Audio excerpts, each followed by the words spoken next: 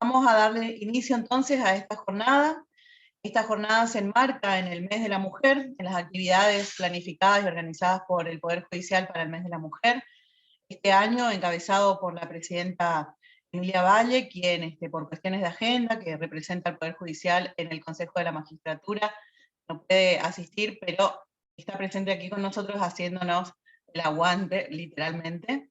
Y bien, y tenemos presentes aquí también representación del Alto Cuerpo del Superior Tribunal, a la doctora Isabel Grillo. Bienvenida, doctora, muchas gracias. Ahora vamos a escuchar unas palabritas. Está también nuestra defensora general, la doctora Alicia Alcalá, aquí presente. Y bueno, como todos ustedes, integrantes de la magistratura, el funcionariado, agentes de la justicia chaqueña. Gracias por el interés. Tenemos el inmenso agrado de escuchar nuevamente a Laura, que sin dudar nos aceptó con una agenda cargada como su calidad de especialista camerita. Nos aceptó para este mes, es la segunda visita virtual, por lo menos en el marco de las actividades del Centro Judicial de Género y del Centro de Estudios Judiciales que recibimos de ella, y estamos realmente muy contentas y muy esperanzadas en que se pueda sacar provecho de este tipo de capacitaciones, porque la temática, aunque una parte de ella ya se habrá mencionado el año pasado, es justamente la intención fortalecer, resaltar, repetir, reiterar y amplificar los conceptos, porque son la guía máxima que tenemos que, como dije, fortalecer para mejorar e incorporar la cuestión de la perspectiva de derechos humanos y de género en las prácticas judiciales. Así que bueno, sin más, yo vuelvo a agradecer, también agradecer el espacio del Centro de Estudios Judiciales, por supuesto, como siempre, la tarea de Celina y del resto del equipo. Y le doy la palabra, unos minutos, a la doctora Grillo para que nos salude a todas y todas, y posteriormente ya escucharemos a Laura. Muchas gracias.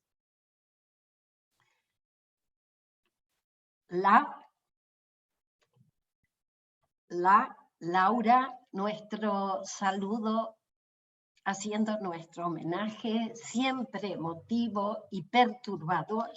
Buenas tardes. En el idioma com, desde nuestro Chaco. Buenas tardes, esta es una muy buena tarde lluviosa de otoño, y en este día tan especial, en el que debemos recordar como parte de nuestra memoria y de nuestra identidad, un nuevo aniversario de nuestro Centro de Estudios Judiciales. Desde el alma, gracias. Centro pionero, cuánta humildad que ustedes no lo recordaron hoy. Así que no quería dejar de hacer este reconocimiento muy emotivo.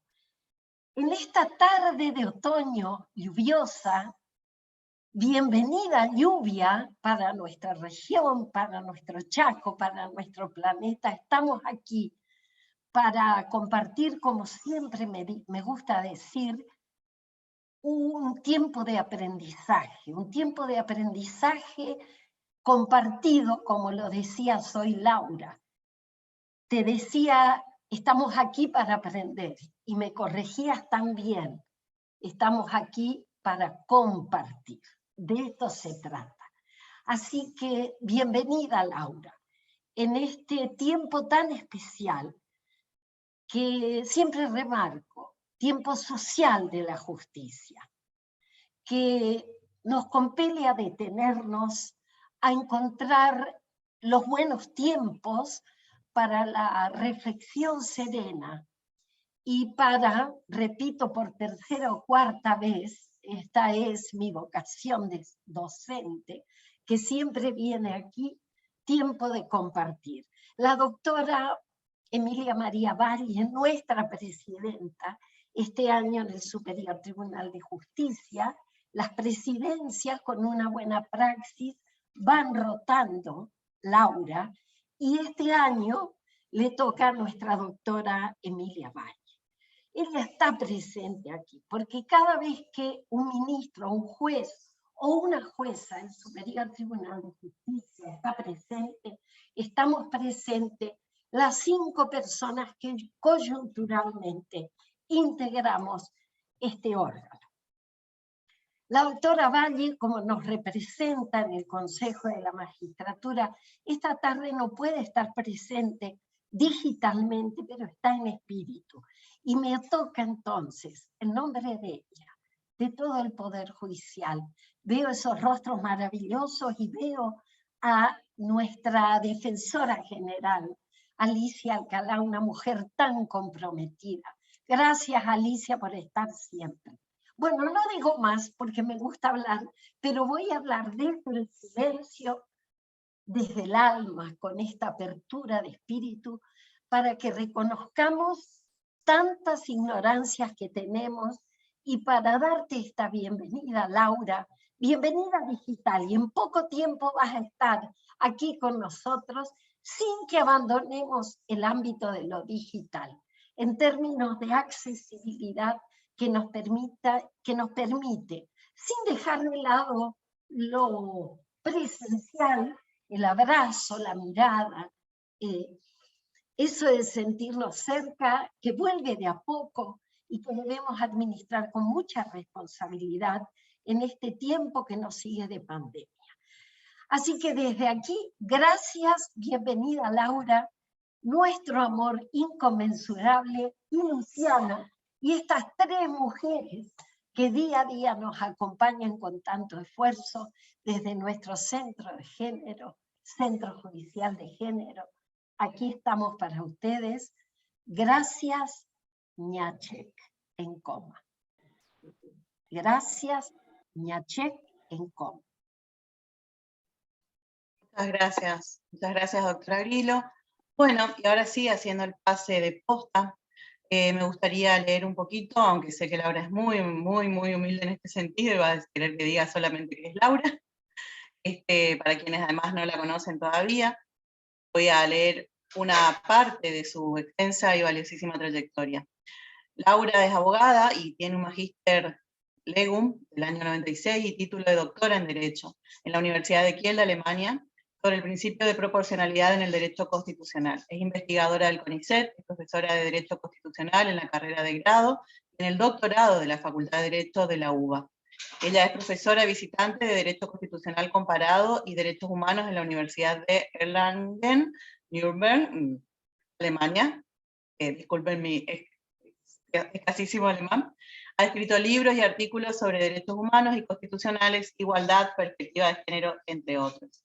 Bien, y la temática que hoy nos convoca, que ella seleccionó para compartir con nosotros, y como dije antes, nos parece absolutamente importante, es la obligación de motivación judicial y la garantía de imparcialidad, y la relevancia de la Recomendación General número 33 de la CEDAW para las prácticas judiciales y las decisiones de la magistratura, y también, como veo aquí, fiscales del Ministerio Público Fiscal. Así que bueno, ahora sí, a ver, que yo estoy también en pelea con la tecnología, traspaso la palabra a Laura y espero que sea de provecho para todos y todas.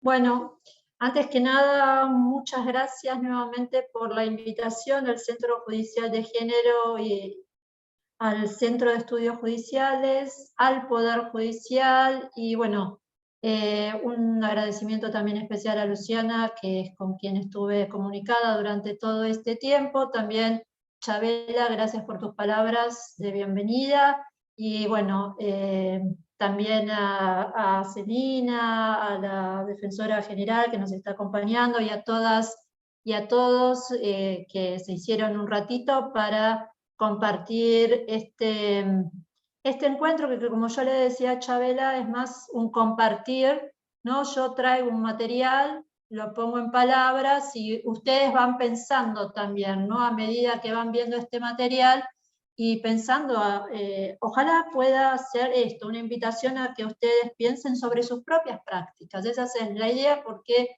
estamos entre colegas. Bueno, voy a compartir pantalla, espero que me tengan paciencia porque de vez en cuando esto se puede colgar, entonces tengo que ir a hacer un ida y vuelta, y para terminar esta primera parte creo que hoy aprendí algo, Ñachek en com, ¿no? Ñachek. Entonces, Ñachek a todas y a todos y a todes. Vamos entonces a compartir la pantalla.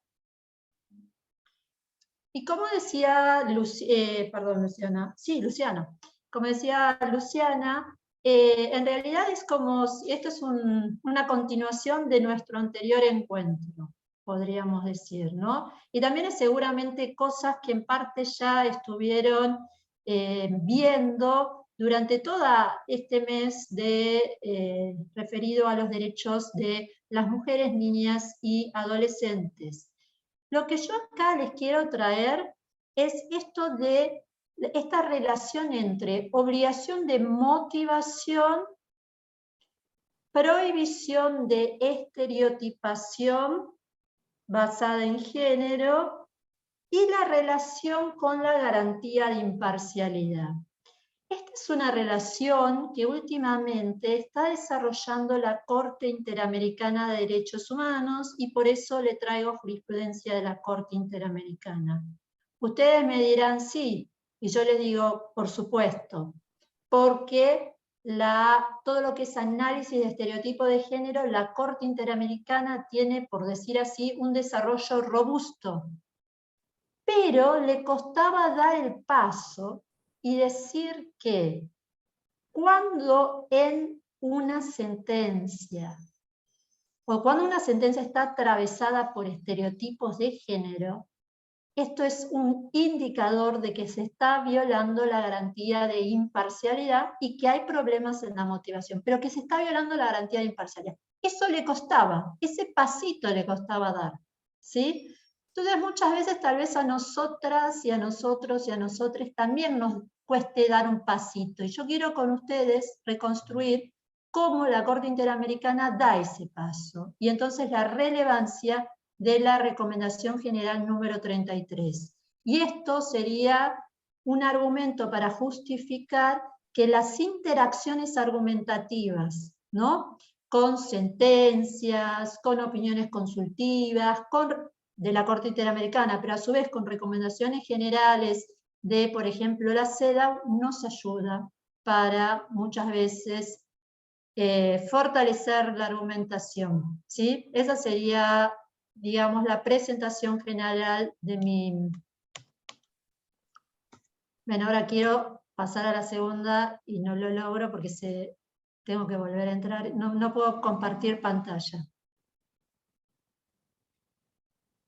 Lo voy a hacer así, si ustedes quieren después lo agrandan. Entonces, esta sería la tesis, ¿no? La función de la interacción, diálogo, mejor quiero hablar de interacción, multinivel y multiformato. ¿Para qué? O sea, nos vamos a centrar en la jurisprudencia de la Corte Interamericana para mejorar los estándares interamericanos.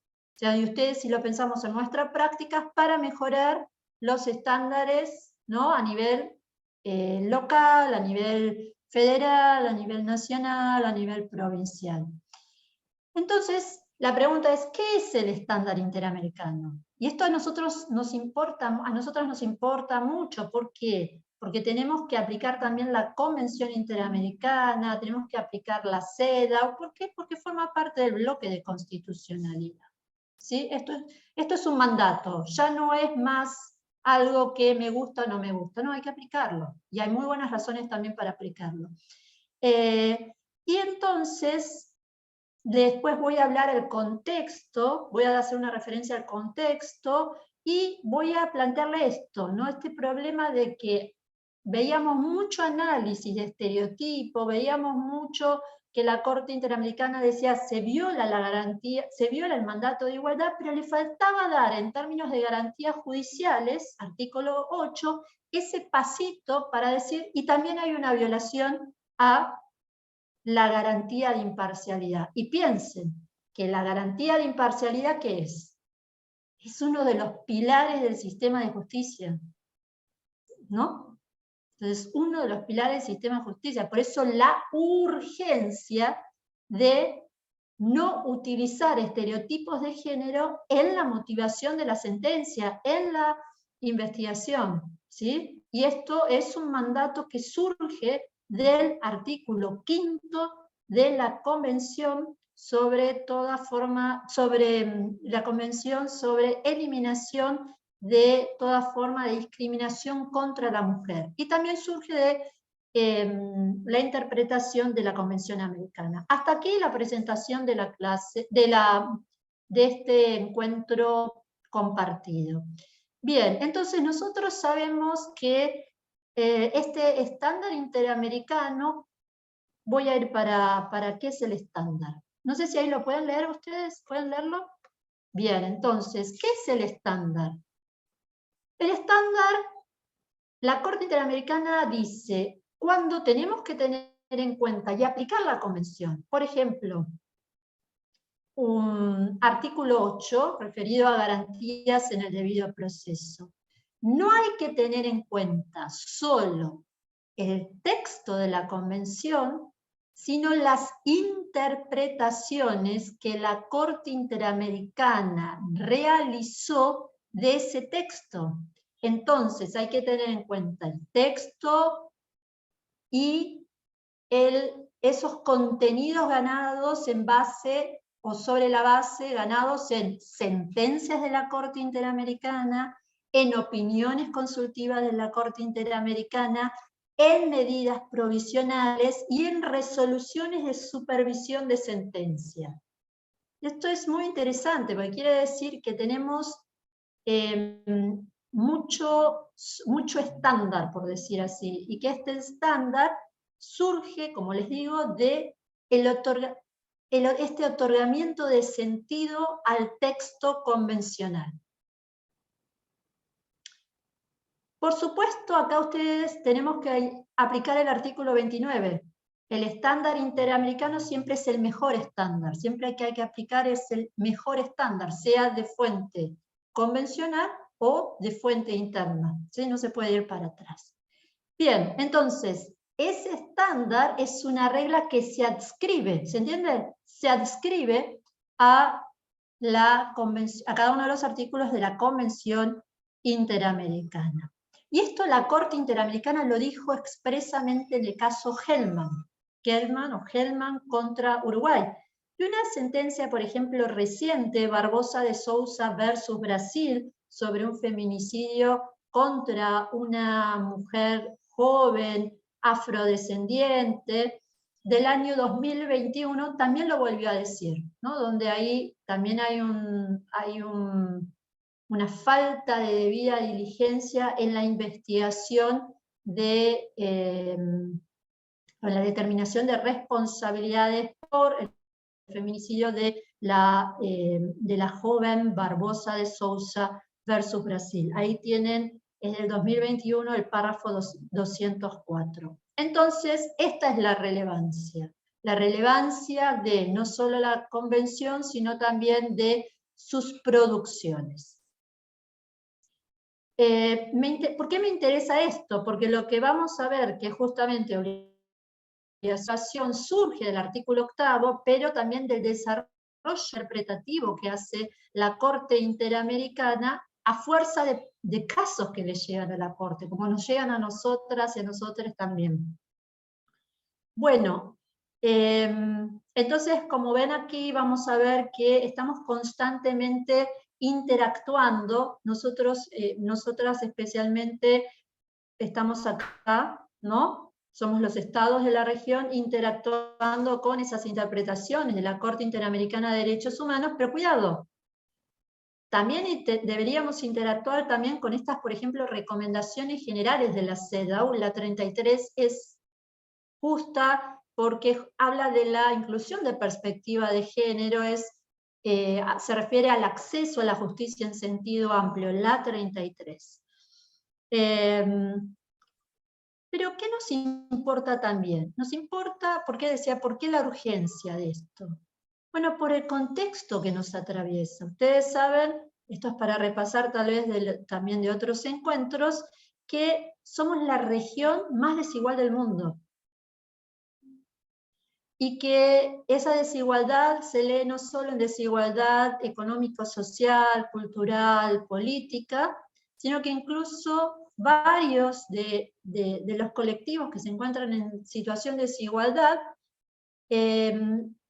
esos patrones de desigualdad son patrones históricos. Piensen en poblaciones afrodescendientes, por ejemplo, o poblaciones indígenas, ¿sí? sea, han sido discriminados, siguen siendo discriminados y las consecuencias de la discriminación persisten en la actualidad, ¿sí? O sea, estos contextos, ¿no?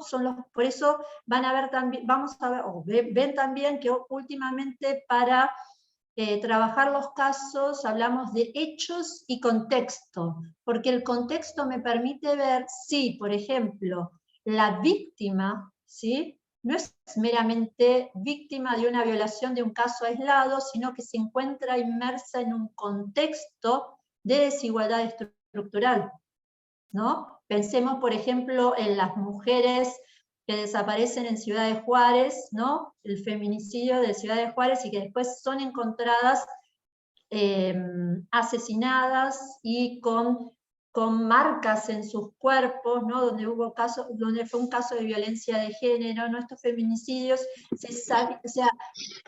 había un contexto, ¿no?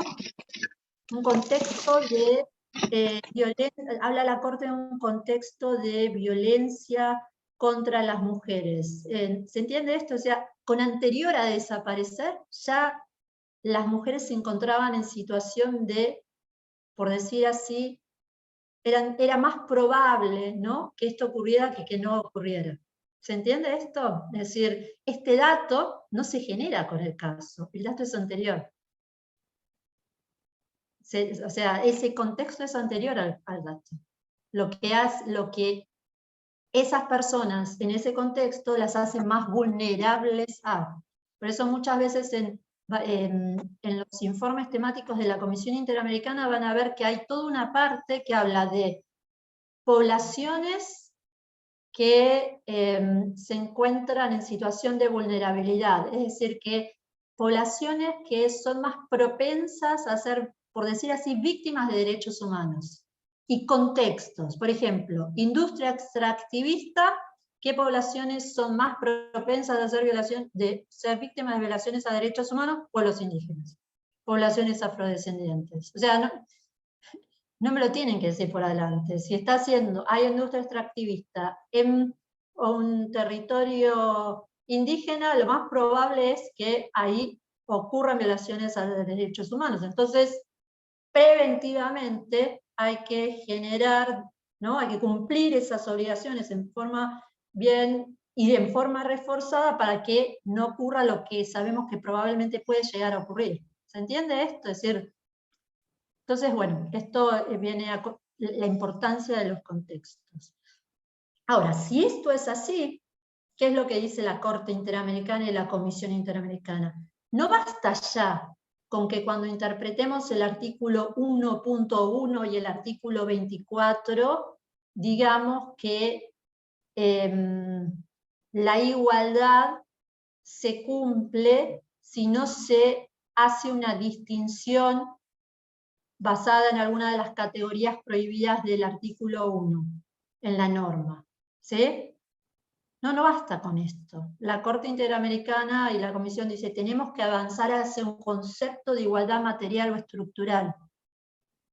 Y esto es muy parecido a lo que dice el artículo 75, inciso 23 de nuestra Constitución, porque el 75, inciso 23, nos da un diagnóstico y nos dice que mujeres, niños, niñas y adolescentes, personas en situación de discapacidad, adultos mayores o adultas mayores se encuentran en desigualdad real de oportunidades, y que para que tengan goce efectivo de los derechos en igualdad real de oportunidades, entonces hay que cumplir con obligaciones estatales positivas, porque parten de una posición asimétrica. ¿Se entiende esto? Las condiciones materiales, si es como que jugamos a las cartas y distribuimos cartas, no son igualitarias. O sea, todos tenemos derecho a la vivienda digna, pero vimos que esto no está garantizado, que no está garantizado en forma, que no todos están en las mismas condiciones materiales para el gozo efectivo del derecho a la vivienda digna. Lo vimos porque la pandemia fue la fotografía, es decir, todas y todos teníamos que hacer el aislamiento obligatorio, ¿sí? Y tratar de guardar distancia con otras personas. Pero para las personas que viven en el hacinamiento, esto era casi imposible. Entonces, por eso es una fotografía. La pandemia no genera la desigualdad, sino que la pandemia multiplica las desigualdades que eran preexistentes. Entonces, ahí justamente tener en cuenta esta desigualdad de partida para poder interpretar qué significa, ¿no?, garantizar un derecho en determinados contextos cuando las personas se encuentran en situación de desigualdad estructural. Perfecto. Esto ha implicado, no leí lo que significa igualdad. Entonces, parte del reconocimiento de que ciertos sectores de la población requieren de la adopción de medidas afirmativas de equiparación. Por eso cuando, por ejemplo, se habla de obligaciones reforzadas, ¿no? Se sabe que, por ejemplo, mujeres, niñas y adolescentes se encuentran en una situación de desigualdad de hecho, ¿no? Que hacemos una denuncia, pero se nos ve con sospecha. No Perdón, se nos Laura, cree. Sí. que te interrumpa un momentito antes que sigas. Acá preguntaban si el caso que mencionaste era el caso González y otras sobre campo algodonero. Sí. Disculpen que no lo referí. Sí, es el caso González, claro, ese caso campo algodonero contra México, que es nuestro leading case, es decir, nuestro caso paradigmático. Sí, es ese caso. Entonces, vamos a volver sobre este y sobre otros casos. Entonces, se debe incorporar, si esto es así y es así, o sea, la Constitución también lo dice en el artículo 23, lo refuerza en el artículo 22, ¿sí? Entonces, adquiere mucha relevancia esta adopción de medidas de acción positiva, adquiere relevancia la visibilidad de las obligaciones positivas estatales, y también adquiere relevancia, esto es un pasito más de la Corte, de que muchas veces para interpretar el problema, la violación a los derechos, ya no solo hace falta aplicar esta concepción de desigualdad material, sino también ver cómo diferentes factores se entrecruzan, ¿no? Se entrecruzan para poner en una situación de desventaja estructural a determinados colectivos. El caso más paradigmático aquí, que quisiera traer a colación, es el caso, hay 10.000, pero claro, pero uno muy paradigmático del año 2020 fue Empleadas de Fuego San Antonio de Jesús versus Brasil. En el caso Empleadas de Fuego San Antonio de Jesús versus Brasil, se trata de la explosión de una fábrica de fuegos artificiales en San Antonio de Jesús, que es un territorio de Bahía, y ahí las empleadoras que estaban trabajando junto a sus niñas, porque como no se le garantiza derecho al cuidado, cuando van a trabajar llevan a sus niñas, y así sus niñas también están trabajando, armando fuegos artificiales. Un día, ¿qué creen que ocurre? La fábrica explota, y junto con la fábrica explotan los 60 cuerpos de estas mujeres, entre los cuales se encuentran niñas. La fábrica fue habilitada por el Estado, pero nunca fue fiscalizada. O sea, ahí tenemos una clara omisión de falta de fiscalización, es una obligación de cumplimiento inmediato. Porque era industria peligrosa, ¿no? Pero aparte de fiscalización de condiciones dignas de trabajo, 2 omisiones, 2 incumplimientos de obligaciones de hacer, que son claras, concretas, de cumplimiento inmediato, no hay posibilidad de que el Estado alegue razones para no cumplir con estas obligaciones. Pero aparte la Corte dice algo. Estas mujeres se encontraban en una situación de desigualdad estructural, y esta situación de desigualdad estructural estaba caracterizada porque convergen género, o sea, esa desventaja estructural está dada porque converge género, pobreza, afrodescendencia y en algunos casos también edad, porque eran niñas, ¿sí? Y entonces, el Estado, al no haber fiscalizado, ¿qué hizo? Y al haber habilitado, entre comillas, una fábrica en ese territorio y no haber fiscalizado nunca, generó una trágica ventana de oportunidad para que la fábrica, ¿no?, se aprovechara, por así decir, de los cuerpos de las personas, ¿no?, o de las personas que solo tienen para poder satisfacer su existencia la posibilidad de aceptar ese tipo de trabajo. Entonces, en realidad hay tres omisiones.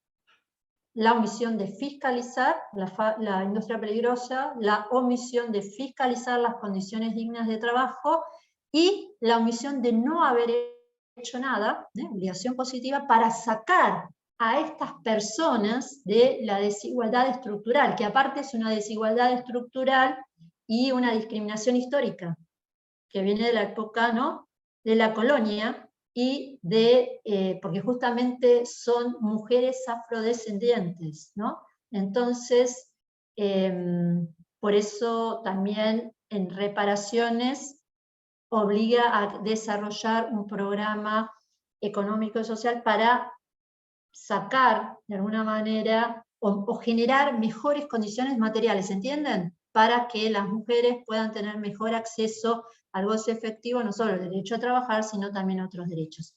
Pero este es el concepto de desigualdad que nos interesa también tener en cuenta.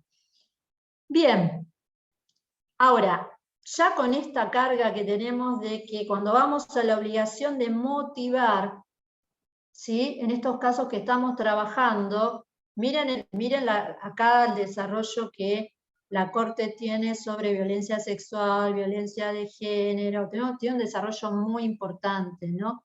¿Qué significa esta obligación de motivar? La obligación de motivar, lo tenemos en rojo, está en el artículo 8, es una debida garantía, yo diría que es básica. ¿Por qué es básica? Porque motivar implica ¿qué? Dar razones. Es decir, primero, ese dar razones tiene una doble dimensión, porque es exteriorizar, poner sobre el papel la justificación razonada de ese acto, de esa sentencia, ¿sí? Pero a su vez es fundamental, porque usted, bueno, mejor que yo lo saben. En términos bien de pilar, implica considerar al otro como alguien, ¿no?, al otro, a la persona, a las audiencias a quienes va destinadas esas sentencias, como un otro que puede, ¿no?, comprender el contenido de esa sentencia. Implica tomar al otro en serio, implica poder explicarle, ¿sí? Entonces, tiene acá, me parece, una dimensión de reconocimiento de la y del otro bien importante.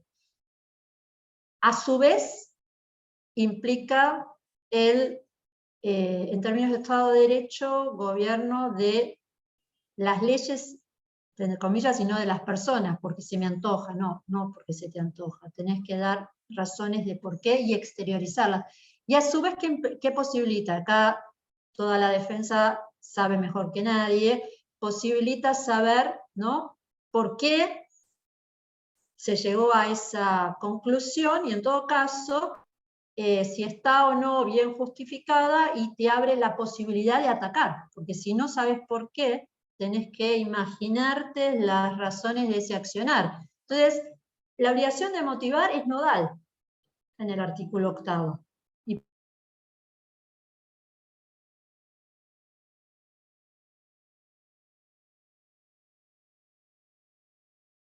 A uno de los pilares también, o sea, de la administración de justicia. ¿Por qué? Y para evitar decisiones arbitrarias. Y por supuesto, también en términos de legitimidad, le otorga credibilidad a la administración de justicia. ¿Qué sentencia le traigo acá?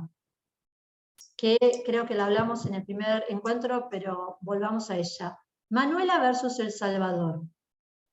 Esta es una sentencia resuelta por la Corte en el año 2021. Es el caso de una mujer joven que vivía en zona rural, que era pobre, que no se le había garantizado el derecho a la educación y que estaba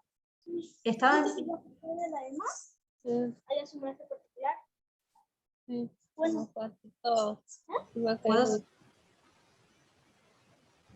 Adelante, Laura, había un micrófono activado. No, pero creo que era una nena o un nene, estaba lindo escucharlo. Sí, sí, se les activó el micrófono. Digo la palabra, derecho a ser escuchado. Entonces, bueno, entonces, Manuela, ¿qué ocurre con Manuela? Manuela estaba embarazada, ya un embarazo adelantado. Manuela estaba lavando ropa en el río con uno de sus hijos, sufre un accidente por una piedra. Bueno, sigue lavando, no hay problema. El otro día Manuela va a hacer sus necesidades en una letrina y cuando hace sus necesidades se desangra, se cae y pierde el conocimiento. La encuentran ya en estado inconsciencia. Y es llevada rápidamente al hospital por una emergencia obstétrica. En forma inmediata, no. Llega al hospital público, esto es también relevante, y cuando llega al hospital público le empiezan a atender y en un momento la dejan de atender. Y la médica tratante se dirige hacia un teléfono y la denuncia por aborto y luego por homicidio agravado. Manuela tenía un cuadro de preeclampsia, ¿no? Y cuando llega al hospital, aparte de llegar desangrada, que la llevan, tenía un bulto en el cuello. Algo, o sea, como si yo me presento acá con un bulto en el cuello, ustedes tal vez no me pregunten, pero se van a preguntar qué le pasará, que tiene un bulto, ¿no? Bastante significativo en el cuello. Manuela no solo es denunciada violando la persona que la denuncia el secreto profesional, ¿no? Sino que también, ni bien por decir así, se desata la práctica de criminalización, es atada a la cama, se la detiene por flagrancia, luego pasa a prisión preventiva y en 5 meses se inicia la investigación en el marco de un proceso penal y en 5 meses se la condena por homicidio agravado. A los 2 años, Manuela muere porque ese bulto que tenía en el cuello era un cáncer que nunca fue tratado en tiempo oportuno y que también era muy relevante para la causa porque por el tipo de cáncer podía precipitar, ¿no? Podía adelantar el embarazo. No solo la preeclampsia, ¿no? Es un estado de presión alta que puede adelantar un embarazo, sino también el cáncer, que no sé si era linfoma de Hodgkin o algo, también puede tener este efecto. Ahora, acá hay varias cuestiones en esta sentencia. Por un lado, garantías judiciales, por el otro lado, derecho a la salud, por el otro lado, derecho a la vida, a la autonomía, por el otro lado también igualdad, digo, todo integrado, pero en garantías judiciales, entonces, la Corte se va a preguntar si se violaron o no las garantías judiciales en el caso de Manuela y va a trabajar justamente con la obligación de motivación, va a trabajar con la presunción de inocencia, va a trabajar con la garantía de imparcialidad y todo esto, ¿no? Como atravesado por el derecho a la igualdad. Entonces, ahora ¿qué quiero relacionar? Hasta ahora, obligación de motivación, exteriorización de la justificación razonada. Ahora, ¿qué pasa? Si en la sentencia que imaginemos que seamos un tribunal de alzada, que está en el expediente y que se ataca, esa sentencia está atravesada por estereotipos de género. Por ejemplo, ¿qué pasa si en la sentencia se habla, por ejemplo, de que Manuela violó el instinto maternal?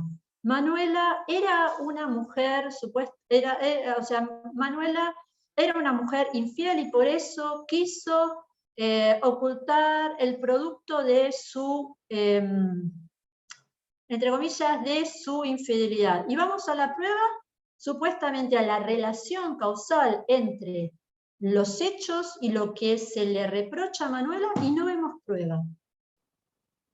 Bueno, en la jurisprudencia de la Corte Interamericana de Derechos Humanos, entre otras, vamos a ver un robusto desarrollo de lo que se llama la obligación de no estereotipar por género.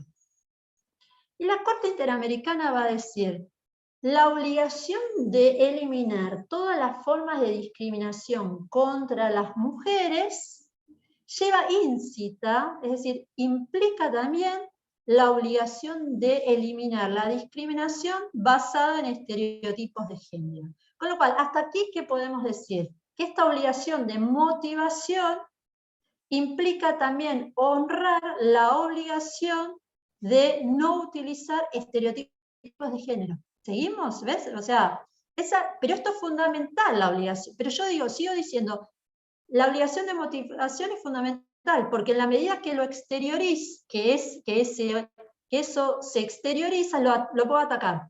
Si no, tengo que trabajar con, sí, se puede atacar, pero puede haber estereotipaciones implícitas también. Por supuesto, la Convención sobre Eliminación de todas formas de discriminación contra la mujer, en el artículo 5, también tiene justamente es la base de la obligación de no estereotipar en razón de género. Y hay varias recomendaciones generales. Ustedes sabemos que las recomendaciones generales, ¿qué son? Las recomendaciones generales son el desarrollo interpretativo del comité. El comité se la pasa, ¿no?, leyendo informes de los estados. Los estados periódicamente tienen que emitir informes y decir cómo cumplen con cada una de las obligaciones que surgen de la CEDAW. Pero ocurre también, el comité ve que siempre están los mismos problemas. Entonces, ¿qué hace? Va agrupando los problemas y va dando respuestas generales a esos problemas. Entonces el comité sabe que en el orden interno se sigue estereotipando y que esa estereotipación implica una violación de la obligación de no discriminar contra mujeres, niñas y adolescentes. Entonces nos dice en el 33 cómo incluir perspectiva de género y cómo desarmar esto. Y también la Convención de Belém do Pará es fundamental. ¿Qué es el estereotipo? Bueno, el estereotipo es esto, estereotipo, ¿no? Un tipo, una tipificación, digo estéreo como en serie, implica una preconcepción, ¿no?, de atributos o características poseídas o papeles que son, estereotipo descriptivo, o que deberían ser ejecutados por varones y mujeres respectivamente. Estereotipo prescriptivo, que son o que deberían ser. Y, o casualidad, cuando se distribuye esas estereotipaciones, esos atributos o características, general, porque claro, los estereotipos no son nada más ni nada menos que fotos de la desigualdad basada en género, ¿no? Son instantáneas, instantáneas. Entonces, esos estereotipos por lo general en esa distribución de poder lo que hacen es petrificar la subordinación de las mujeres, niñas y adolescentes a esos roles que se les atribuye que las mujeres deberían, se espera que que deben o que están ejercitando. El problema es cuando estos estereotipos además se ven reflejados en el accionar estatal, porque el Estado es quien debe cumplir con las obligaciones que surgen de esos tratados internacionales, o de esa constitución, o de esos códigos, etc. ¿Qué pasa con los estereotipos? Vuelvo al caso Campo Algodonero.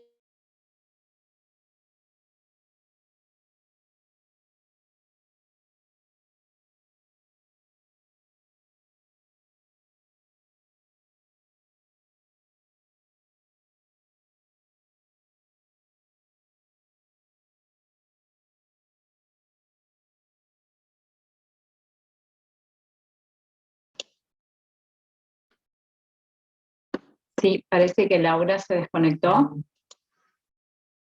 Con sus amigos y le sigue diciendo a la mujer, vuelva a su casa, tómese una helada y ya va a volver.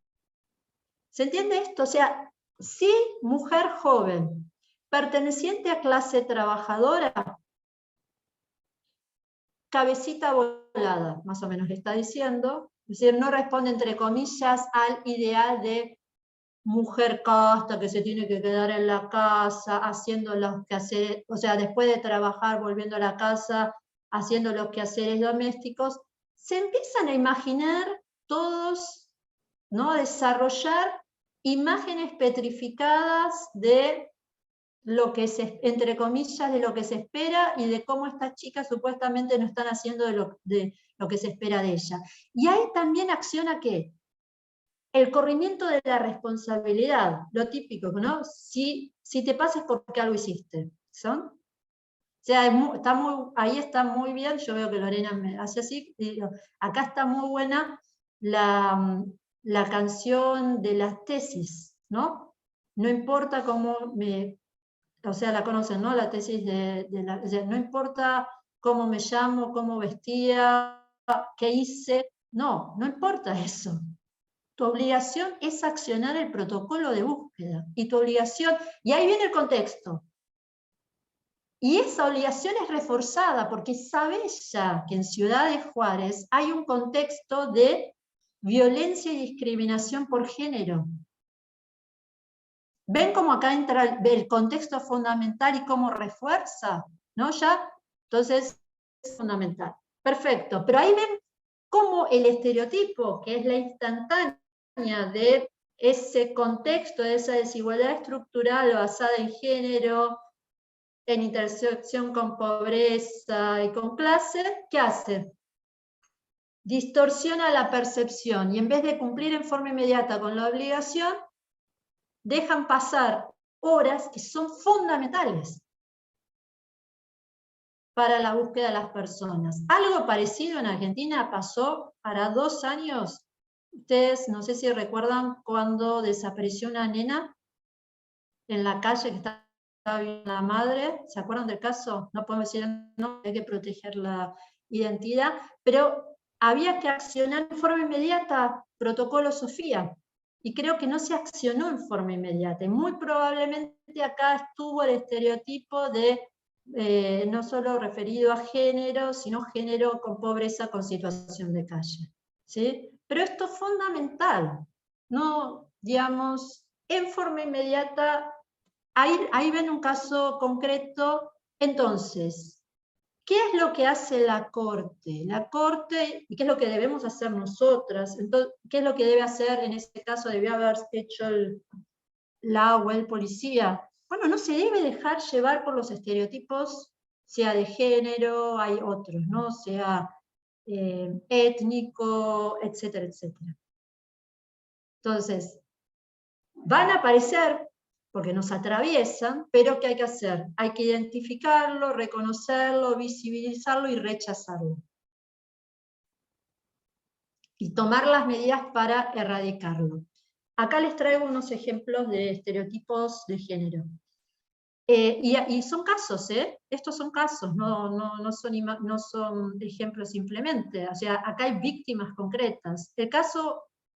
Un caso es el que ya les dije, Campo Algodonero. Otro de los casos es IBE versus Bolivia. Es el caso de una mujer que estaba embarazada, la atienden en un hospital público, ¿no? Da luz, pero no solo da luz, sino que después se entera que fue esterilizada en forma forzada. No prestó consentimiento, se la esteriliza.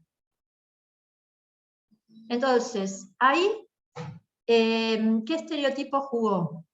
El estereotipo que dice las mujeres son inestables emocionalmente, entonces la presunción, por supuesto todo es discriminatorio, ¿no? Pero miren, la presunción es sobre el colectivo, bueno, son incapaces de tomar decisiones racionales, entonces ¿quién mejor que el médico para determinar qué es lo que se tiene que hacer con el cuerpo de esta mujer? No, la mujer tiene autonomía, tiene su derecho a la salud, no se puede realizar en este caso me olvidé el nombre, la esterilización sin consentimiento informado. Otro de los casos que tal vez les suena es el caso Cisneros, ¿se acuerdan? Este es en el ámbito interno. Una mujer quería ser conductora de transporte público en Salta. Se inscriben y nunca la llaman. Hasta que, claro, la práctica, ¿ven? O sea, derecho a trabajar, todos tenemos derecho a trabajar. Pero en los hechos hay un colectivo que no está en igualdad de hecho. ¿Por qué? Porque ahí no juegan el imaginario, en esa distribución de roles, que las mujeres no pueden conducir transporte público. Y porque están destinadas principalmente a ser madres, o a ser cuidadoras, o a ser cocineras, etcétera, etcétera.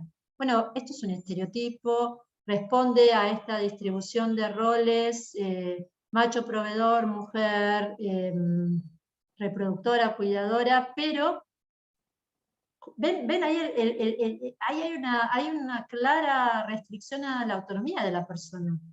Quiero tener otro trabajo.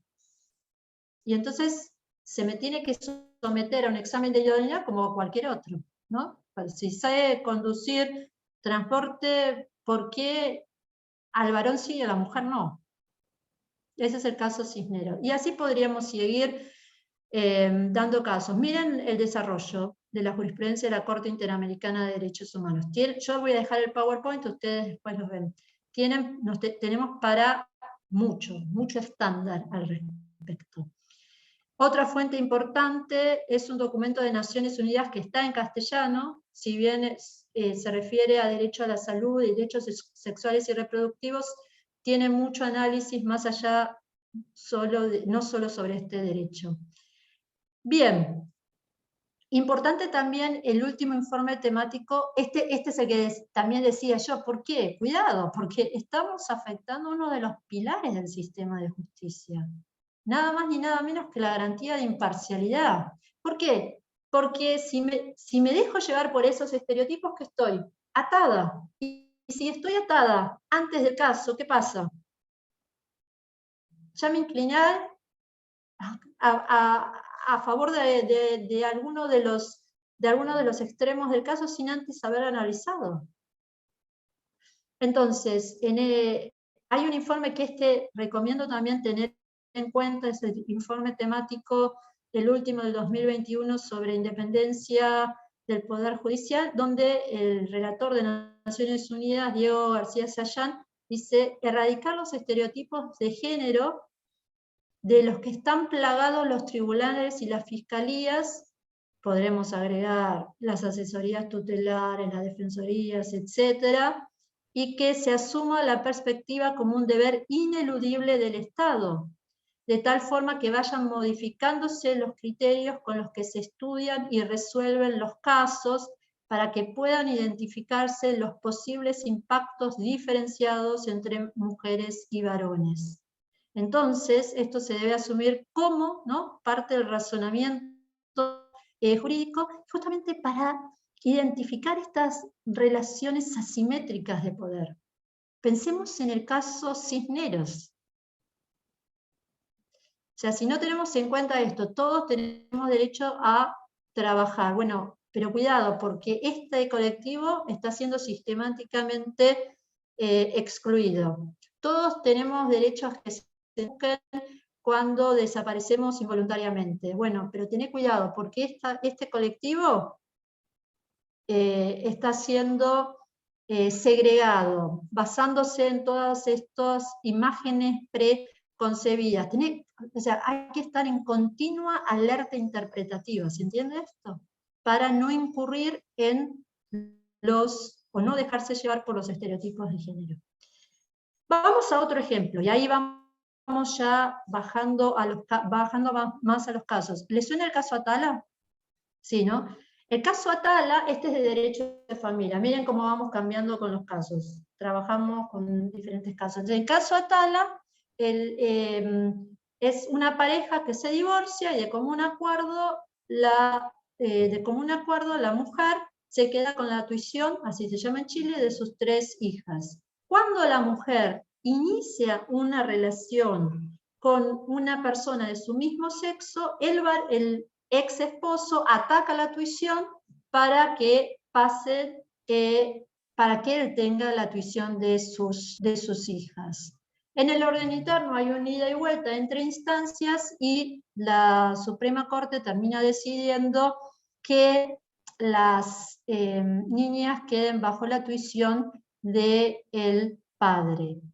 Y cuando se ve la sentencia, entonces una de las razones es porque, dice la sentencia, porque puede ser que las niñas sean discriminadas en la escuela porque la familia, entre comillas, no responde al modelo tradicional. ¿Sí? Y sigue todo con varios estereotipos basados aquí en ¿qué? En la orientación sexual de la mujer. Y también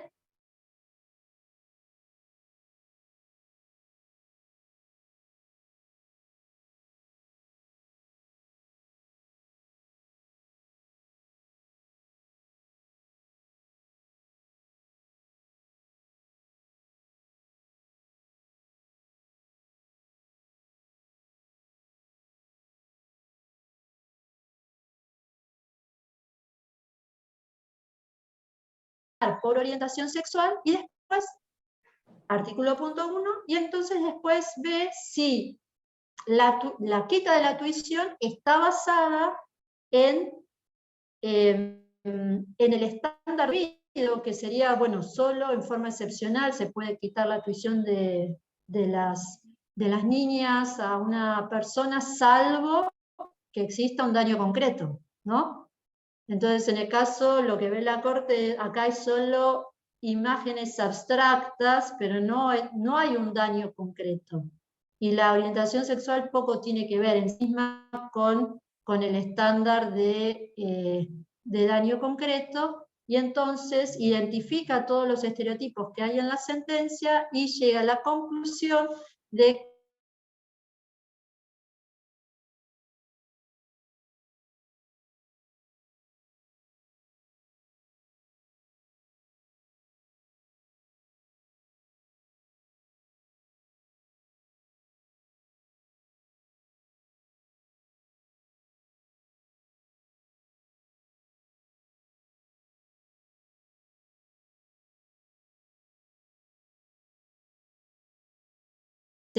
viene un punto importante, porque la comisión, ustedes saben que el caso lo lleva la comisión ante la Corte Interamericana, las víctimas también van con su representación, y tanto la Comisión Interamericana como la representación de la víctima, que en este caso era la señora Karen Atala, que también es jueza de familia, por casualidad, alegaron que si se violó, ¿no?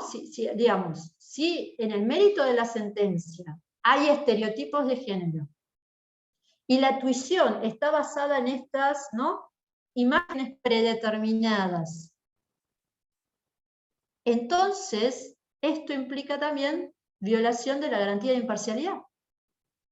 Artículo 8.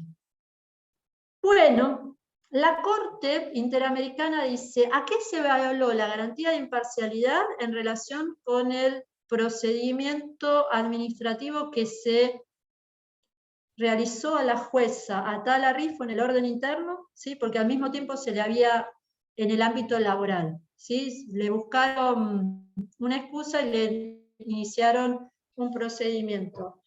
Y dice, bueno, ahí sí, porque en el dictamen veo, pero en relación con esta otra parte, es decir, en relación, se entiende con la tuición, con la quita de la tuición, llega a la conclusión, se viola el artículo 1.1, se viola el artículo 24, ¿no? Igualdad, se viola el derecho a la integridad familiar, se viola el derecho a la autonomía. Pero no avanza diciendo que se violó también la garantía de imparcialidad. En eso es como que se quedó.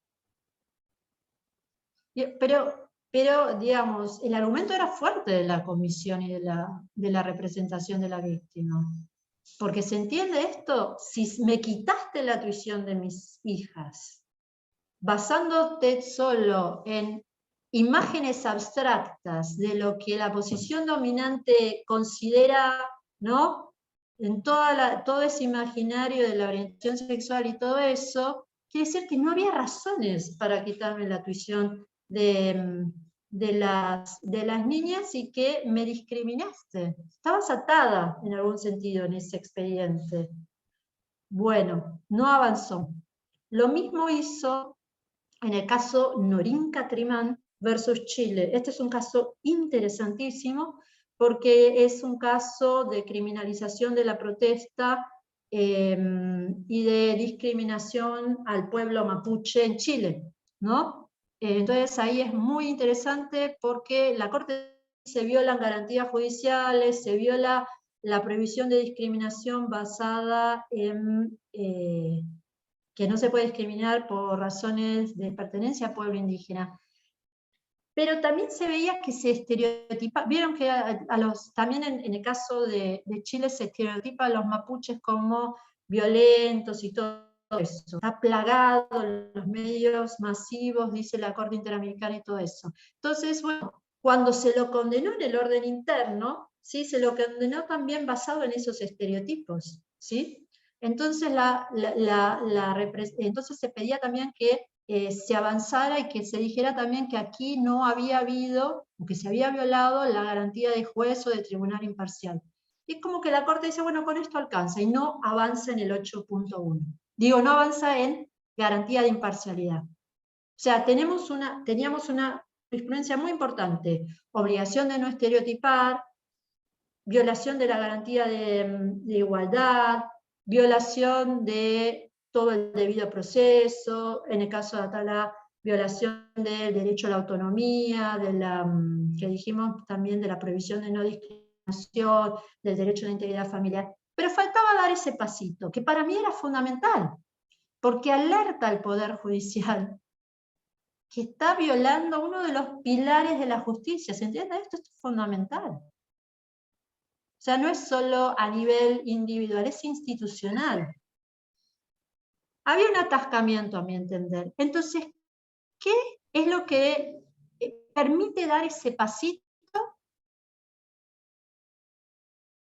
En el caso Manuela, ¿se acuerdan de Manuela, el caso Manuela, que les había hablado sobre condena a una mujer, bueno, en realidad se criminaliza la violencia obstétrica, que no es delito, ¿no? Perdón, la emergencia obstétrica, ¿no? Entonces la Corte vuelve sobre la definición de estereotipo, ¿no?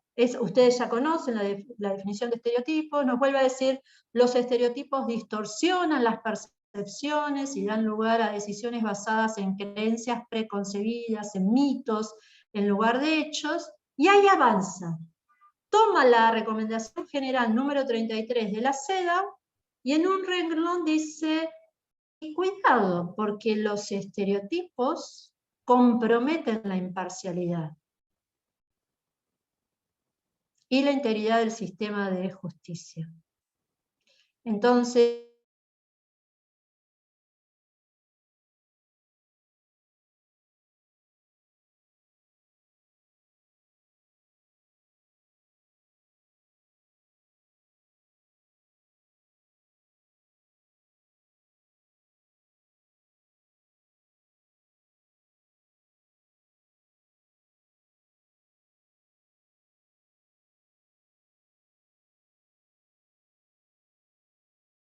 Y aquí tenemos los estándares. No sé cómo venimos de tiempo, creo que venimos bien, ¿no? Sí, todo muy venimos bien. Sí. Solo déjenme leer los estándares y después se los explico. Párrafo 134. La utilización de estereotipos de género en procesos penales. Recordemos, Manuela fue acusada por homicidio agravado. Puede evidenciar una violación a la presunción de inocencia, al deber de motivación y al derecho a ser juzgada por un tribunal imparcial. Ese es el estándar general. La utilización de estereotipos por parte de las autoridades judiciales en sus providencias puede constituir un elemento indicativo de la existencia de falta de imparcialidad. Ahora va la investigación del caso.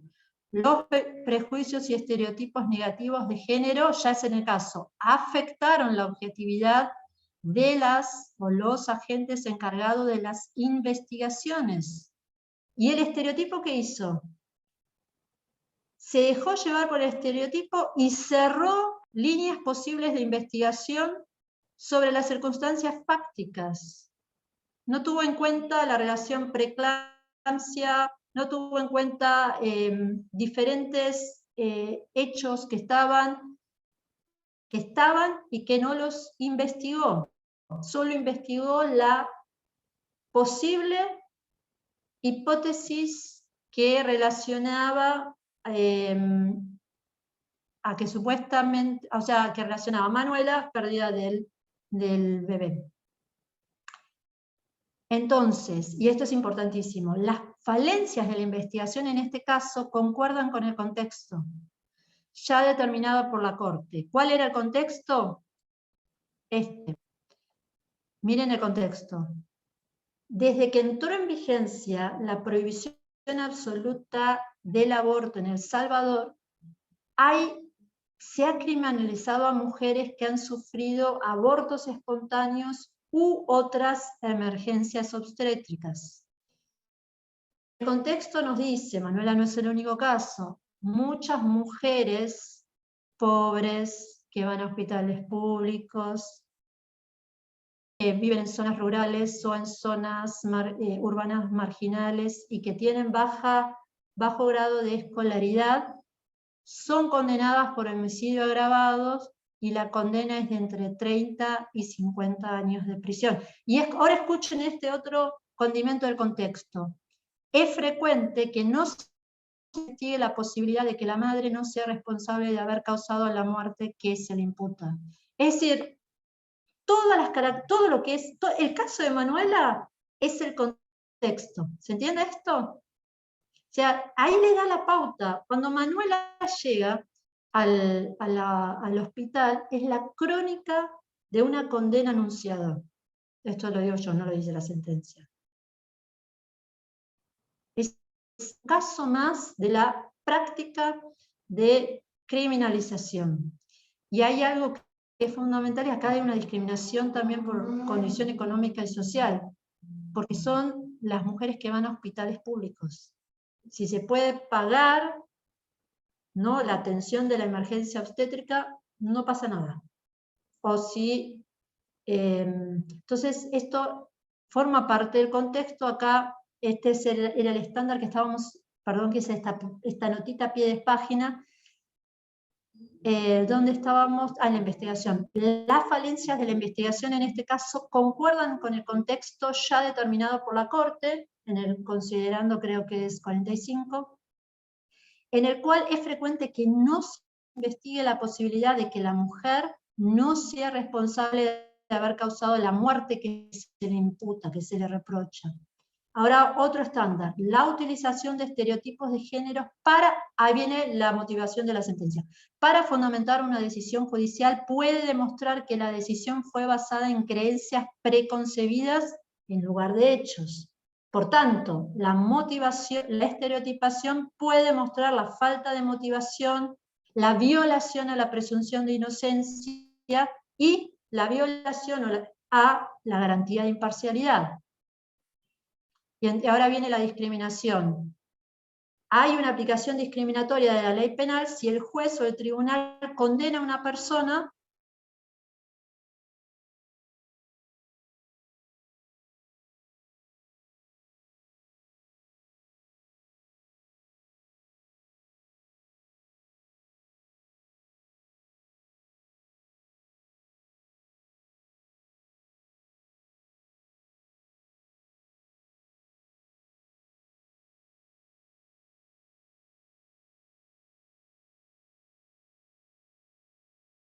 poquito a la explicación.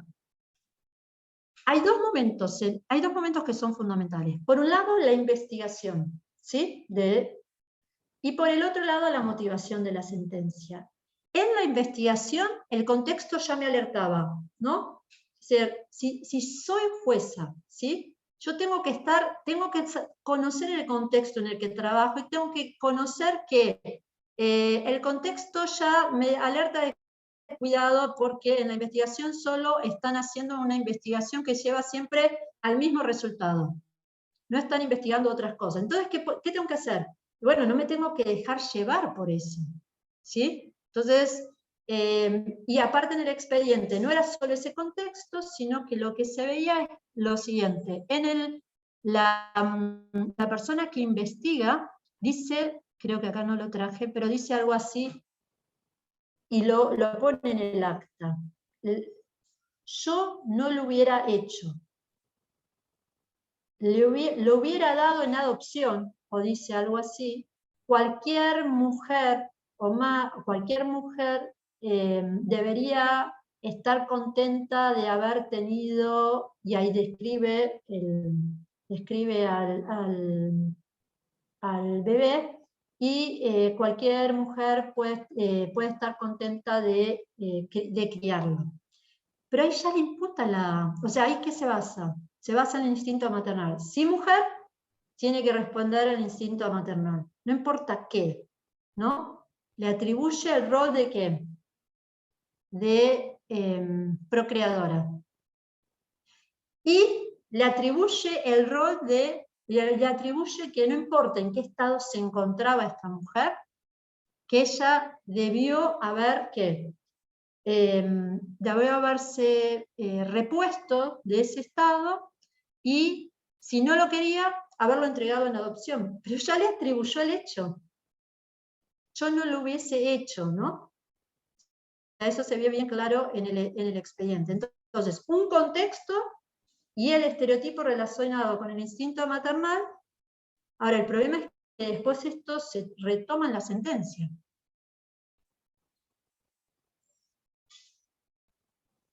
En la sentencia condenatoria a 30 años, miren acá el nexo de causalidad entre el accionar de Manuela y la muerte del recién nacido, o no se sabe tampoco si también cuando cae en la letrina ya no estaba muerto. ¿Cómo se salda ese nexo de causalidad? Con dos estereotipos, que ahora vamos a ver. Uno referido al instinto maternal, y el segundo a mujer infiel.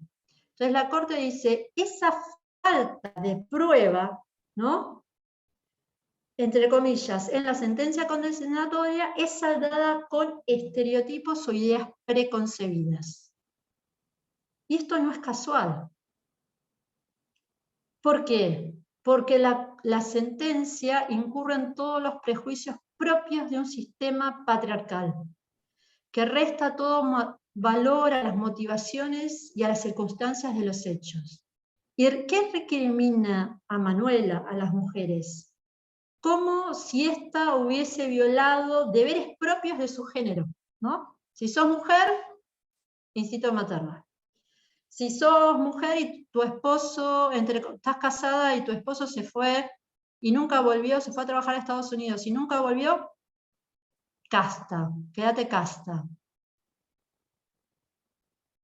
Y en forma indirecta, ¿qué le reprocha? Su conducta sexual. No se sabe bien cómo Manuela, si Manuela queda embarazada por una relación consentida o si Manuela queda embarazada porque fue violada. Bueno, tampoco importa, ¿no? Esto no debería ser relevante. Entonces se le reprocha su conducta sexual, mujer infiel, y por eso quiso ocultar, ahí surge esto de que supone que quiso ocultar el producto de su embarazo basado en estos valores androcéntricos. Y ahora después viene el tema de la discriminación. ¿Esto por qué ocurre? Bueno, basado en el género, en la pobreza, y en la pobreza. Entonces llega a la conclusión de que aquí se viola la presunción de inocencia, el derecho a ser juzgado por un tribunal imparcial y la obligación de motivar las sentencias. Y acá lo advierte, acá hace un análisis más concreto de la sentencia. Recordemos, en esa relación, cómo salda la falta de prueba de la relación causal, por supuesto violando las garantías del debido proceso. Asume que el instinto maternal que ha debido de tener Manuela, o sea, no importa que Manuela se hubiese desmayado, desangrado, ella debió haberse repuesto, no se sabe bien cómo, y protegido a su hijo, ¿no? Y debió haber buscado ayuda en forma inmediata. Ahora, esto es lo que se espera de, ¿se entiende esto? Es que se acciona por esta idea preconcebida. Pero no existía elementos de prueba que, por ejemplo, hubiesen examinado en forma exhaustiva el estado de salud de Manuela. Manuela tenía preeclampsia, ¿se acuerdan? Manuela tenía un cáncer que podía haber implicado adelantamiento del embarazo. Y aparte Manuela estaba desangrada, había estado en estado de inconsciencia. O sea, había por lo menos 3 caminos que no fueron tenidos en cuenta. Y solo un camino fue tenido en cuenta que responde al estereotipo, pero donde no hay prueba. El otro estereotipo. Además, el tribunal, basándose en el estereotipo de que las mujeres, esta es la explicación, de que ven responder al instinto maternal y sacrificarse por sus hijos en todo momento, asumió que, sin importar su estado de salud, al no buscar ayuda para proteger a su hijo, el actuar de Manuela demostraba que, ahí le imputa la intención, que intencionalmente quería quitarle la vida al recién nacido. En este sentido, el tribunal presumió que Manuela ha debido poner por encima de su vida la posible vida de su hijo, incluso si se encontraba inconsciente. Y entonces presume la mala fe de Manuela. Y adicionalmente asume que Manuela, ¿no? Como se le imputa mujer infiel, ¿sí? Y se le imputa todo un imaginario acerca de relaciones sexuales y todo eso, se presume que debía que se sentía avergonzada de su embarazo por lo que esconde, ¿no? Le escondió a su familia, presume que esconde a su familia, y entonces quería también esconder el fruto de su el fruto de su embarazo. Entonces tenemos 2 estereotipos. Un estereotipo basado en la función de reproducción y el instinto maternal, y un estereotipo referido a la sexualidad de las mujeres. Estas son 2 ideas preconcebidas, no había prueba. Entonces, si no había prueba, ¿qué tiene que...? O sea, no se destruyó la presunción de inocencia. Entonces, hay violación de la garantía de motivación, violación de la presunción de inocencia y violación de la garantía de imparcialidad. Estaba atado antes de, o sea, es como esa película que se llama Muerto al llegar, Condenada al llegar. Y acá está el nuevo estándar. A ver si puedo... ¿Ven? Contexto y caso, cómo se llega al estándar a través del artículo 8º, ¿no? Está aplicando debido proceso, está aplicando artículo 1, prohibición de discriminación, está aplicando artículo 24, igualdad ante la ley, y en diálogo o interacción con la CEDAW, con el artículo 5º, ¿no? De la convención, y con la recomendación general número 3, que dice, si hay estereotipos de género, esto indica que se viola la garantía de imparcialidad. De ahí surge el estándar interamericano, ¿ven? Y entonces se refuerza, yo diría que se refuerza, no es un nuevo, sino que se refuerza, porque ya lo referido a prohibición de discriminación, a obligación de no estereotipar por género, obligación de motivación, ya existía. El único pasito que da es este de decir, bueno, esto puede implicar también la violación de la garantía de imparcialidad. Fundamental tener en cuenta lo que dice la CEDAW acerca de lo que implica igualdad. Igualdad implica eliminar la discriminación directa e indirecta, modificar los patrones culturales y eliminar los estereotipos de género, identificar las causas estructurales de la desigualdad, mejorar la posición de facto de las mujeres y transformar esas causas, ¿sí? Transformarla, es decir, bueno, acá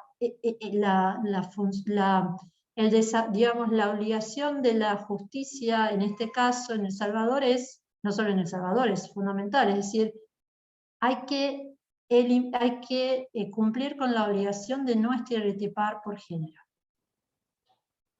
Entonces, ¿cómo se logra eso? Bueno, entre otras cosas, las capacitaciones sirven mucho, ¿no? Sirven mucho y yo creo que sirve mucho también leer muchos casos donde se haya hecho mucho análisis de estereotipos, porque eso es como permite realizar una gimnasia de identificación de estereotipos. Es decir, ¿qué es lo que hago todos los días? Voy a la lista. No es solo que me gusten los fallos de la Corte Interamericana, me gustan los fallos porque ejercito la alerta interpretativa, ¿no? Ejercito esto, identificar, como dice la Corte, reconocer, visibilizar y rechazar estereotipos de género incompatibles con el derecho internacional de los derecho internacional de los derechos humanos. Y la lista es larga, y hay ejemplos en todo, o sea, en un amplio espectro, no solo en relación con uso de estereotipos de género que no deben ser utilizados en el proceso penal, pero también en procesos de familia. También vemos en relación con los casos de IB, de esterilización forzada, son las y los médicos que lo utilizan. Hay casos que se dan en el ámbito del derecho a la educación. Bueno, y el que les dije de empleadas de fuego, también había estereotipos contra las mujeres. Entonces, en el caso de derecho a trabajo, Cisneros también era derecho a trabajo. Bien, creo que, a ver si me falta algo. La última parte que quería terminar. No, bueno, es con esto, ¿no? Es con esto y con también...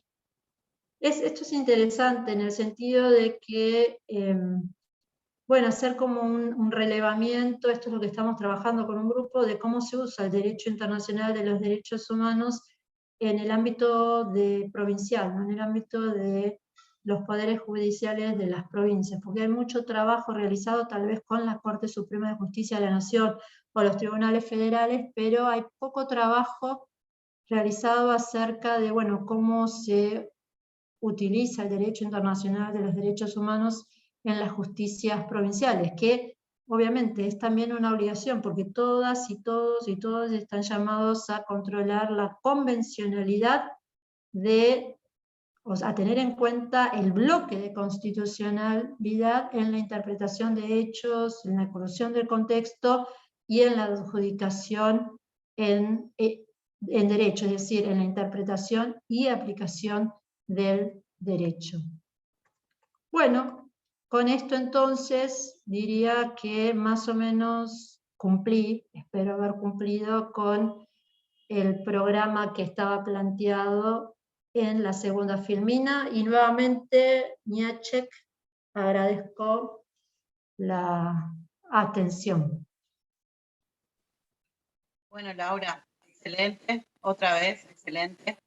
Y a mí, antes de dar lugar a las preguntas, si te parece, me gustaría mencionar algo que no quiero dejar pasar, si me permitís, Eli, también. Por supuesto.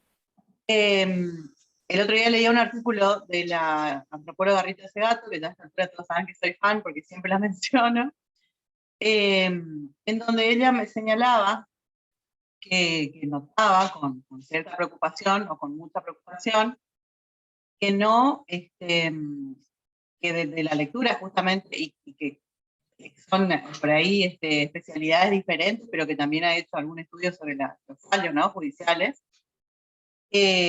surge esta cosa como de conversación de café, como se dice, ¿no? Es decir, lamentablemente, y en estos términos lo digo con la seguridad de que tengo cómo afirmarlo, digamos, ¿no? Y lo digo con la humildad de pertenecer al Poder Judicial, y que, bueno, la función de nuestra oficina un poco tiene que ver con eso, no un poco, tiene que ver con eso. Nuestra oficina ha sido pensada en el mismo sentido que la OM de la Corte Suprema, y quizás hasta con un paso superador, porque dentro de las funciones que nos han otorgado desde el Superior Tribunal, existe esta función del monitoreo y la protección de los estándares y la verificación de que se cumplan y que se elaboren informes en tal sentido. Por eso por ahí no les cae muy simpático a nuestros colegas de las otras oficinas que estemos como chusmeando a ver cómo son los fallos, cómo son las prácticas, pero esa es la función que nos compete. Y el ideal es que algún día no tengamos que hacer esa tarea, que no absolutamente innecesario que sea que sigamos con las capacitaciones, que sigamos con los encuentros, pero que no necesitemos hacer un monitoreo de estándares, porque la idea es esta. Bueno, y vuelvo a Segato. Ella decía que lamentaba que mucho de lo que leía en las prácticas judiciales era como una conversación de café. Un poco diciendo esto, ¿no? Inspirados en estereotipos, en lo que pensamos de la vida, en lo que nos trae y nos atraviesa el patriarcado. La dogmática esta, al estudiar los libros y los procesos como si fueran, sin abrir un poco más la cabeza, ¿no? Y en ese sentido quiero agradecerte muy fuertemente porque esto es lo que necesitamos, un profesionalismo más fuerte en nuestras prácticas judiciales. Todos estamos aprendiendo, todos estamos, además también quiero destacar el trabajo de la justicia chaqueña, porque tenemos situación salarial muy baja en comparación a otras provincias. Hemos sufrido un ataque virtual hace un mes atrás, 2 meses atrás, que ha jeringado, como decía mi mamá, todo el sistema de trabajo. Todo lo que se avanzó gracias a la pandemia, se puede decir gracias a la pandemia, pero lo que permitió Chaco avanzó muchísimo, cualitativa y cuantitativamente en esta materia, y de golpe un hackeo nos tiró todo para atrás, hemos vuelto a la de las cavernas y tuvimos que reacomodarnos con muchísimo esfuerzo. La saturación de trabajo, porque los casos de violencia son absolutamente incesantes y atraviesan todas las estructuras de la justicia, no solamente las áreas específicas. Entonces, rescato el valor del trabajo, y que muchas veces los errores no los cometemos por querer cometer errores, sino porque no nos da el cuero, como se dice vulgarmente, ¿no? Entonces, agradecer y resaltar este esfuerzo que supone capacitarse de esta manera, porque le estamos dando un plus de profesionalismo muy fuerte. Por ahí quienes estamos en la temática ya estamos más midiendo estas cuestiones de la plena operatividad de los convenios internacionales, el control de convencionalidad, la plena operatividad de los tratados, pero falta todavía, y esto hace que nuestras decisiones judiciales se mejoren cualitativamente de forma impresionante, porque tu trabajo es muy profesional y esto es lo que nosotras queremos transmitir a nuestras colegas y a nuestras colegas. Así que en ese sentido, agradecer por supuesto a quienes están aquí, porque suma muchísimo, y reconocer el trabajo, y también volver a reivindicar el compromiso que tenemos como funcionarios, funcionarias y como magistratura del Estado en hacer valer estos derechos, aunque sí, es verdad que nos signifique muchas veces un esfuerzo extra, un estudio extra, pero bueno, así que bueno, agradecer. ¿Hay preguntas? Bien, Luciana, estoy mirando el chat, preguntas no hay muchísimos agradecimientos porque están todas y todos quienes han asistido esta tarde, sumamente agradecidos por por esta capacitación tan generosa de Laura. Sí hay un aporte que me parece que es un buen tema, que nos hace Rosana Glibota. Ella es replicadora de la perspectiva de género, digamos, formada con la Corte y parte de los talleres que se hacen, y ella dice que la importancia no solamente de incorporar la perspectiva en la sentencia, sino en todas las comunicaciones que hace el Poder Judicial. O sea, resaltar esto, ¿no? Que me pareció un buen aporte para la tarde de hoy, recordando que es nuestra actividad central como agenda del Poder Judicial del Día de la Mujer. Sí, creo que eso es importante. Si bien yo me centré en la etapa de investigación y en la etapa de la sentencia, sí, es transversal. Esto, o sea, es transversal, el trabajo en el juzgado también se tiene que ver reflejado, ¿no? Si solo vemos, y esto también desde la más, ¿cómo decirlo? De la mayor de las humildades, ¿no? O sea, es un proceso constante de aprendizaje. Si solo vemos que ascienden varones y que las mujeres siempre quedan relegadas, y bueno, tenemos que rever ¿qué pasa, no? O sea, ¿qué pasa que solo en los puestos jerárquicos hay varones y no mujeres, ¿no? Y esto después tiene reflejo, ¿no? En el juzgado, voy a poner en la cátedra, pongamos en la cátedra, en la universidad y todo eso. Entonces, bueno, es transversal, es específico y es transversal, tiene razón aquí la replicadora. Totalmente. Nosotros podemos compartir con orgullo, ¿no? Que Chaco pudo lograr romper con ese techo de cristal y somos mayoría mujeres. Tanto en los lugares de decisión como todas las agentes que cumplimos funciones dentro del Poder Judicial. Bueno, hay que entonces ponerlo como buena práctica cuando pidan los informes, ¿no? Para ver cumplimiento de las obligaciones, es una muy buena práctica, porque lo que vemos es que el techo de cristal ¿no? O la base pegajosa, como se dice, es difícil, ¿no? Es difícil de cruzar esas barreras, de destruir esas barreras estructurales, ¿no? Bien, acá hay un aporte de Noelia que dice que las mujeres que viven en ámbitos rurales muchas veces también se les restringe el acceso a la titularidad de las tierras en las que viven. Y la estoy viendo a nuestra lideresa Elizabeth González, que es coordinadora de los pueblos indígenas en el Poder Judicial, una mujer, una hermana que representa a muchas hermanas y más en una provincia como la nuestra, y que además tiene levantada la mano. Si me permiten poder darle. Sí, claro. Elizabeth. Sí, buenas tardes. Primeramente agradecer al Centro de Género por estas capacitaciones y también, por supuesto, a Laura por permitirnos tanta sabiduría. Y yo escribía hoy en un mensaje que nosotras, las mujeres indígenas, las niñas que han sido violadas, recientemente un homicidio, ¿no? Y siempre este estereotipo que creo que también debe primar dentro de los quienes estamos dentro del Poder Judicial, ¿no? Empezar también a romper estos estereotipos de que eso es cultural, que hoy, por ejemplo, esa niña que fue muerta, todos están investigando porque ella ha tenido un hijo, a qué edad. Estos son problemas estructurales. Las violaciones y los abusos a nuestras niñas es un problema estructural y tiene que hacerse cargo quienes deben hacerlo, ¿no? Pero de pronto que nuestro Poder Judicial tenga esta capacitación obligatoria, y tristemente yo creo que esto debería también llegar no solamente a la jueza con quienes hemos trabajado y hemos tenido casos emblemáticos que han sido con buenos resultados, debería ser también con los fiscales, quienes son los que investigan, para que nada de eso, digamos, pueda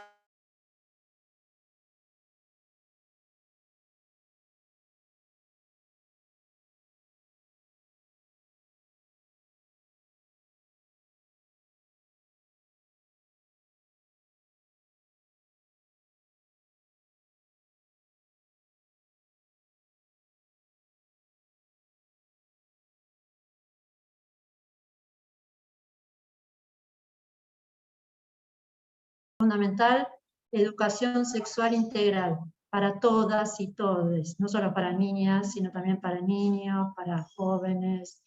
De ser fundamental eso también, para que ayuden, ¿no? Para que todo no termine siendo, para prevenir, claro. Y vieron en ese cuadrito de la CEDAW es el empoderamiento, eso es fundamental, mejorar la posición de facto de las mujeres, ¿no? Bien, bueno, creo que ya no hay más intervenciones ni preguntas. Podemos dar el paso al descanso y a ir reflexionando sobre esto. Muchísimas gracias por socializar tu material, que es un trabajo que también no es menor, que Laura está aquí de forma gratuita, es decir, ella está haciendo una entrega generosa de su trabajo, de su profesionalismo. Así que, nuevamente, muchas gracias de todo corazón. Esperamos volver a encontrarte, porque repetir estos temas sigue siendo una premisa. Y bueno, que tengas excelente resto de la tarde. Aquí sigue lloviendo un poquito, así que iremos por unos mates. Hay aplausos. Gracias, doctora Grillo, muy bien por estar. Gracias a las fiscales que vi por ahí, a la doctora Alcalá, y bueno, a todo el personal que está presente. Buenas tardes. Muy buenas tardes.